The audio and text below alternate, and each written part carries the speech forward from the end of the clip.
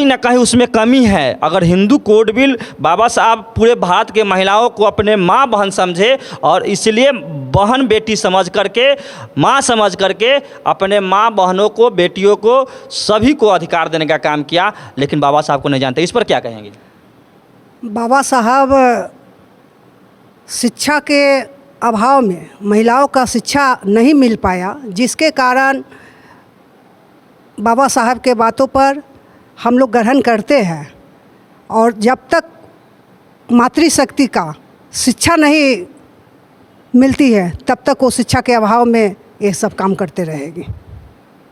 यानी कि आपका कहना है कि जब शिक्षा होगा तो इस चीज़ को छोड़ देंगे। वो लोग हमारे डीएनए में ही गुलामी डाल दिया, इसलिए हमारा अति समाज, पिछड़ा समाज इतनी आज़ादी के 70-75 वर्षों के बाद भी शोषित, पीड़ित और दबे कुचले हैं।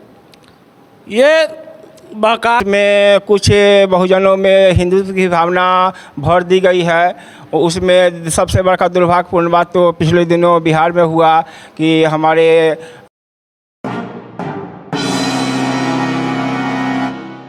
जय भीम, नमो बुद्धाय, जय मूल्यवासी। मैं इंद्रजीत और आप देख रहे हैं सिटी न्यूज। साथियों, अभी हम हाजीपुर में हैं, गांधी आश्रम में, संस्कार उत्सव हॉल में, और यहाँ पे प्रोग्राम रखा गया था अति पिछड़ा आरक्षण बचाओ संघर्ष मोर्चा समिति के बैनर तले। आज यहाँ पर प्रोग्राम रखा गया था जिसमें कमेटी का गठन हुआ था, जो संगठन का विस्तार हुआ और जिला लेवल पे जो कौन लोग काम करेंगे उनका गठन हुआ, और उसी में लोग यहाँ पे आए हुए थे। उन लोगों से मैं जानूंगा कि आखिर में सही मायने में जो पिछड़ा वर्ग जो काम कर रहे हैं, तो सही मायने में दोस्त और दुश्मन की पहचान है क्या। तो हम अभी बात करेंगे। मेरे साथ एक व्यक्ति हैं, उनसे मैं बात करूंगा कि आखिर में सही मायने में दोस्त और दुश्मन की पहचान है क्या। आइए सर इधर। सर, मेरे चैनल में आपका स्वागत है। धन्यवाद। सर, मैं आपसे जानना चाहूँगा, अति पिछड़ा वर्ग के लोग जो अभी लड़ाई लड़ रहे हैं, बाबा साहब का तस्वीर लगा हुआ है और कर्पूरी ठाकुर जी का तस्वीर लगा हुआ है, मैं आपसे जानना चाहूँगा कि क्या सही मायने में बाबा साहब के जो दिया हुआ आरक्षण पा रहे हैं लोग, आरक्षण की लड़ाई लड़ रहे हैं, क्या दोस्त और दुश्मन की पहचान है क्या? नहीं, अभी तक हमारे ओबीसी के लोगों को, अति पिछड़ा के लोगों को दोस्त और दुश्मन की पहचान है ही नहीं। उनको किस पर वार करना है, किनको बचाना है, हमारे अति पिछड़ा के भाई को पता नहीं है। वो इस मामले में पता नहीं है कि अगर हम लोग अति पिछड़ा के ओबीसी के SC/ST के गांव में जाते हैं, उनको समझाते हैं कि आप अपने हक अधिकार के लिए लड़े, तो हमारी बातों को कम सुनते हैं। और जो ओबीसी समाज के दुश्मन हैं, सवर्ण लोग, जो आज तक 5000 वर्षों से इस समाज का शोषण करते आ रहे हैं, उनके बहकावे में जल्दी आ जाते हैं, क्योंकि वो लोग हमारे डीएनए में ही गुलामी डाल दिया। इसलिए हमारा अति पिछड़ा समाज इतनी आज़ादी के 70-75 वर्षों के बाद भी शोषित, पीड़ित और दबे कुचले हैं। ये बहकावे में इसलिए आ जाते हैं कि जो माइनॉरिटी के लोगों ने, जो SC/ST के लोगों के साथ इनको मिल के रहना चाहिए, उनके साथ समन्वय बना करके अपने हक हुकूक के लिए लड़ाई लड़नी चाहिए। वहाँ हमारे अति पिछड़ा के भाई हिंदू के नाम पर, बौद्ध के नाम पर, सिख के नाम पर वो आपस में लड़ जाते हैं, और नतीजा होता है कि हमारा समाज जो है दिनों दिन कमज़ोर होते जा रहे हैं। हमारे लोगों को बहुरूपिया लोग, जो ब्राह्मणवादी मानसिकता के लोग हैं, हमारे लोग को बरगला करके कभी हिंदू के नाम पर, कभी ये नाम दलित के नाम पर हम लोग से लड़ाई झगड़ा करवाते हैं। हमारे नौजवानों को गुमराह करवा करके हमारे समाज को, हमारे नौजवानों को भटकाने का काम करते हैं। यानी सीधे शब्दों में कहा जाए तो फूट डालो और राज करो। जी हाँ, सही बात है इंद्रजीत जी। ये लोग वही चाहते हैं, जब हमारा हक की बात आएगा तो कहेंगे कि आप लोग कहाँ हैं, कोई नहीं पहचानता है। और जब हमारे वोट से, चाहे राज्य की सरकार हो या केंद्र की सरकार हो, जब वो सरकार बना लेते हैं तो हमारे अधिकार की बात समाप्त हो जाती है। आज तक अति पिछड़ा के लिए जो जिला में ये छात्रावास बनना था, आज तक के डेट में वैशाली जिला में नहीं बना। सीधे शब्दों में कहा जाए तो वोट लेने के लिए हिंदू होते हैं और हक अधिकार लेने के लिए जब हो जाते हैं तो ग्वार, चमार, कोयरी, कुम्हार इस तरह के हो जाते हैं। जी हाँ, जी हाँ, सही बात आपने बताया। ये जब वोट लेना होता है तो हम हिंदू हो जाते हैं, हमारे लोग, हमारे वर्ग के लोग हिंदू हो जाते हैं। मुसलमानों से मार करना है, दंगा भड़काना है तो उसमें हमारे लोग को भड़का करके उनके खिलाफ कर देते हैं। और जब हमारे हक अधिकार की बात आती है तो वहाँ मंदिर का मुद्दा उठा देते हैं, मस्जिद का मुद्दा उठा देते हैं, उनको कांवड़ ढोवाते हैं, दुर्गा पाठ करवाते हैं, अपने बच्चों को विदेश पढ़ने के लिए भेजते हैं, हमारे बच्चों को कांवड़ ढोवाते हैं, दुर्गा का पंडाल बनवाते हैं, लक्ष्मी का पंडाल बनवाते हैं, यही तो करवाते हैं। हमारा बहुजन समाज, हमारा शोषित पीड़ित समाज इसी आडंबर और पाखंड में अकंठ डूबा हुआ है। इन्हीं अकंठ और आडंबर और पाखंड से हमारे समाज को मुक्ति दिलाना है।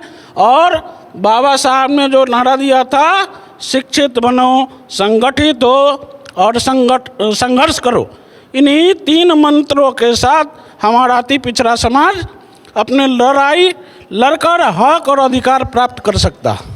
अभी मेरे साथ एक मैडम भी है, मैं उनसे भी जानने की कोशिश करूंगा। मैडम, मेरे चैनल में आपका स्वागत है। मैं आपसे जानना चाहूँगा कि आखिर में बाबा साहब को आप मानते हैं, कर्पूरी ठाकुर जी को मानते हैं, महिलाओं को आज आज़ादी से पहले अगर संविधान नहीं होता तो आप लोगों को जो अभी 50% के एक आबादी कहे जाते हैं महिला, उनको अधिकार नहीं होता। बाबा साहब ने हिंदू कोड बिल के द्वारा आप लोगों का अधिकार देने का काम किया। जो महिलाओं का अधिकार नहीं था बाप के प्रॉपर्टी में, जो पिता का प्रॉपर्टी होता, पिता के प्रॉपर्टी में बाबा साहब का अगर योगदान नहीं होता तो महिलाओं का अधिकार नहीं होता। इस पर क्या कहेंगे? देखिए, बाबा साहब का देन है जो महिलाएं आज घर से बाहर निकली है। यदि वो संविधान में हम लोग को आरक्षण नहीं देते तो हम लोग बाहर नहीं निकलते। 1978 में जननायक कर्पूरी ठाकुर जो आरक्षण दिए हम लोग को, जिसके कारण हम लोग घर से बाहर निकले और हर पथ पर हम लोग सुशोभित हुए हैं। आगे मैं जानना चाहूँगा आपसे, आखिर में महिलाओं में पूजा पाठ करने की बहुत उत्साह होता है और बड़ी उत्साह से पूजा पाठ करते हैं, संविधान को नहीं जानते हैं, अपने हक अधिकार को नहीं जानते हैं, बाबा साहब को नहीं जानते हैं। कहीं ना कहीं उसमें कमी है। अगर हिंदू कोड बिल बाबा साहब पूरे भारत के महिलाओं को अपने माँ बहन समझे और इसलिए बहन बेटी समझ करके, माँ समझ करके अपने माँ बहनों को, बेटियों को, सभी को अधिकार देने का काम किया, लेकिन बाबा साहब को नहीं जानते। इस पर क्या कहेंगे?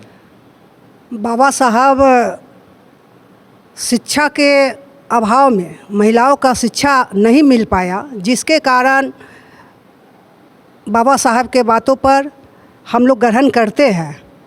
और जब तक मातृशक्ति का शिक्षा नहीं मिलती है तब तक वो शिक्षा के अभाव में ये सब काम करते रहेगी।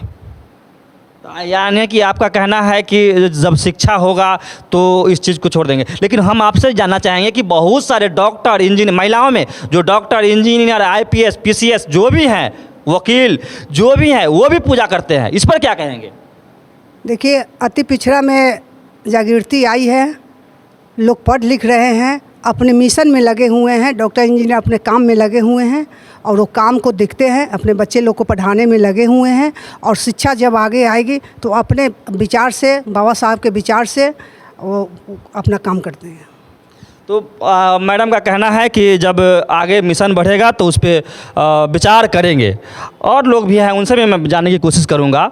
सर, मेरे चैनल में आपका स्वागत। जी धन्यवाद। सबसे पहले तो आपके चैनल जो है, आपको स्ट्रीट्स इंडिया, उसको मैं धन्यवाद देता हूँ कि मेरी आवाज़ को आप जन जन तक पहुँचाने का काम करेंगे। और उसके बाद हम जय भीम के नारे के साथ बाबा साहब अम्बेडकर के प्रति हम पूर्णतः कृतज्ञ हैं। और बिहार में जो आंदोलन चला 1978 में, उसमें हमारे महानायक कर्पूरी ठाकुर जी ने जो हम लोग को अधिकार दिया, उनके प्रति भी हम बहुत कृतज्ञ हैं, उनको नमन करते हैं। और मेरा ये कहना है कि अपना देश जो है भारत, वो बाबा साहब के दिए गए संविधान में जो अधिकार है उसके अधिकारों के तहत नहीं चल रहा है। उनके दिए गए संविधान में लिखे अधिकारों को भी तोड़ मरोड़ के हम लोगों से छीना जा रहा है। राजनीतिक पार्टियां, चाहे कांग्रेस की सरकार हो चाहे भाजपा की सरकार हो, दोनों मिला जुला करके वही है और उसमें उसके शीर्ष पर बैठे हुए वही लोग हैं जो हम लोग को अधिकार को छीनने का काम करते आए हैं। जैसे कि एक आपको मामला आया है हमारे बिहार में लोहार जाति का। तो लोहार जाति का आपको अनुसूचित जनजाति का आरक्षण बाबा साहब अम्बेडकर दे के गए हैं 1950 में, 1965 में संविधान संशोधन में भी आया, 1976 में भी आया, 2006 में कांग्रेस की सरकार ने उसको लोहार को अंग्रेजी में LOHAR लिखा, उसको लोहारा पढ़ दिया, जबकि लोहार नाम की कोई जाति पूरे बिहार में क्या पूरे हिंदुस्तान में नहीं है। और उसको तोड़ मरोड़ कर कह दिया कि नहीं ये लोहारा जाति है, ये लोहार नहीं है, इसका आरक्षण को छीन लो। छीन लिया गया। फिर लड़ते लड़ते हमारा संगठन जो है उसको आपको 2016 में अगस्त महीना में लागू हुआ बिहार में उसका आरक्षण लोहार जाति का, अनुसूचित जनजाति का। फिर हम ये देखते हैं कि जब सरकार किसी के अधिकार को डायरेक्ट नहीं छीनती है तो कोर्ट को आगे कर देती है। उसको कहने का एक बहाना मिल जाता है कि कोर्ट ने आपको आरक्षण को छीना है इसलिए कि मेरा वोट नहीं गड़बड़ाए। तो इस तरह से हम आज की बैठक में थे, अति पिछड़ों की बैठक में, तो हमने ये बात रखा है कि भाई एक दिन एकाएक ही सबका जब्बा किया जाएगा। एकाएक जैसे कि पेठिया में रखा हुआ कबूतर ये होता है मुर्गा, बकरी होता है, बंधा हुआ रहता है, ताकते रहता है और उसका एकाएक हत्या सबका हो जाता है। इसी तरह से हम तमाम पिछड़ों को, अति पिछड़ों को, दलितों का आह्वान करते हैं कि एक भाई का आरक्षण छीना जाता है तो हमको चुप नहीं बैठना है भाई। हमको मधुमक्खी से सीखना है। मधुमक्खी के छत्ता में एक ढेला अगर हम मार देते हैं तो सारा मधुमक्खी हमको काट लेता है।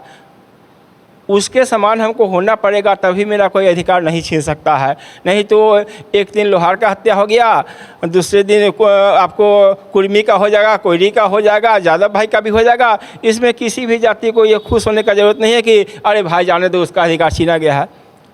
तो इस तरह से धीरे धीरे कोई कुर्मी, चमार, हराम, डोज, लोहार जो भी होगा उसका अधिकार छीना जाएगा। इसलिए हम लोग को एक मजबूत संगठन में आना होगा और सभी बातों को भुला करके हमको अपने अधिकार के प्रति बाबा साहब अम्बेडकर साहब को हम प्रणाम करते हैं कि इन्होंने हमको अधिकार दिया है। इसकी रक्षा के लिए हमको खून के नदी बहाना पड़ेगा, अपना खून देना होगा, जान देना होगा, हम देंगे। लेकिन तमाम बहुजन समाज के लोगों से आह्वान करते हैं कि हम लोग तमाम भेदभावों को भुला करके और राजनीतिक दलों को छोड़ करके अपना एक झंडा के एक बैनर के नीचे एक हो और हम अपने अधिकार की रक्षा करें, प्रहरी के रूप में रहे।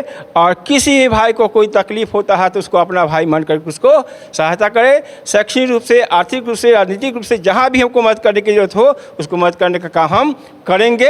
इसके लिए जो भी लड़ाई लड़ना होगा हम आगे भी लड़ते रहेंगे। मैं आपसे जानना चाहूँगा कि आखिर में आप एक जुड़ता की बात बोले हैं, तो कहीं ना कहीं सही मायने में एक धर्म के नाम पर लोग इकट्ठा होते हैं और धर्म के नाम पर इकट्ठा होकर के लड़ने का काम करते हैं, लेकिन बहुजन के नाम पर जो बाबा साहब का दिया हुआ नाम नहीं, कर्पूरी ठाकुर जी का नाम नहीं दिया हुआ है, ये बुद्ध का नाम दिया हुआ है बहुजन।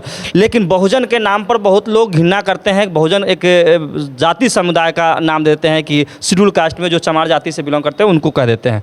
मैं आगे आपसे जानना चाहूँगा कि क्या जो बहुजन समाज कहे जाते हैं, जो अपने आप को पिछड़ा, अति पिछड़ा के नाम से भी जाने जाते हैं, क्या वो लोग क्या कहते हैं, दोस्त और दुश्मन की पहचान है क्या? उनको दोस्त और दुश्मन की पहचान उतना अच्छा से नहीं है जितना अच्छा से होना चाहिए था। और उसमें कुछ बहुजनों में हिंदुत्व की भावना भर दी गई है। उसमें सबसे बड़ा दुर्भाग्यपूर्ण बात तो पिछले दिनों बिहार में हुआ कि हमारे जो अनुसूचित जाति के लोग हैं, जनजाति के लोग हैं, दलित के पिछड़े के लोग हैं और वो दुर्गा पूजा का उत्सव मना रहे थे। उनको दुर्गा पूजा के पंडाल बनाने में भेज दिया गया, दुर्गा पूजा पंडाल समिति का अध्यक्ष बना दिया गया। वो काफ़ी खुश हो गए और उसी दिन जो है कोर्ट को खोल करके उनके खिलाफ फैसला सुना दिया गया। तो हम क्या कहें भाई उसको कि दुर्गा जी भी हम लोगों पर ध्यान देते कि भाई हमारा भक्त लोग सेवा कर रहा है, उसकी हत्या हम नहीं करें। तो दुर्गा जी भी एक तरह से हम लोगों पर ध्यान नहीं दिए। भाई हम लोग कहाँ जाए, हमको समझ में नहीं आ रहा है। तो हमारे लोग जो है दुर्गा पंडाल समिति का अध्यक्ष बन के खुश हो जाते हैं, और जो ऊपर के लोग हैं उनको वही बना देते हैं। अपने बेटा बेटी को अमेरिका, रूस, चीन, जापान में डॉक्टर इंजीनियर बनने के लिए भेज देते हैं, और हम लोग को झुंझुना थमा देते हैं। भाई वो तो हम सबसे ज़्यादा इस देश में दुखी है कि अभी तक के भारत के इतिहास में 70-75 वर्ष के हम अमृत महोत्सव मनाते हैं। अमृत हमको मिला कहाँ भाई? 75 वर्ष देश के आज़ाद हुए हो गए, और उसके बाद एकमात्र हमारे उत्तर प्रदेश के माननीय कांशीराम जी जो है एकमात्र ऐसा राजनेता हुए जो जनरल सीट से जीत गया। भाई इतनी तादाद में है संख्या हम लोग को 25। अभी बात किए इन लोगों से, कैसा लगा कमेंट के माध्यम से ज़रूर बताएं। चैनल पर अगर आते हैं, चैनल पर नए हैं तो चैनल को सब्सक्राइब करें, वीडियो को लाइक करें, कमेंट्स जरूर करें। जय भीम, नमो बुद्धाय, जय मूल्यवासी, धन्यवाद। वीडियो को लाइक करें, कमेंट्स करें, शेयर करें और चैनल को सब्सक्राइब करें। धन्यवाद।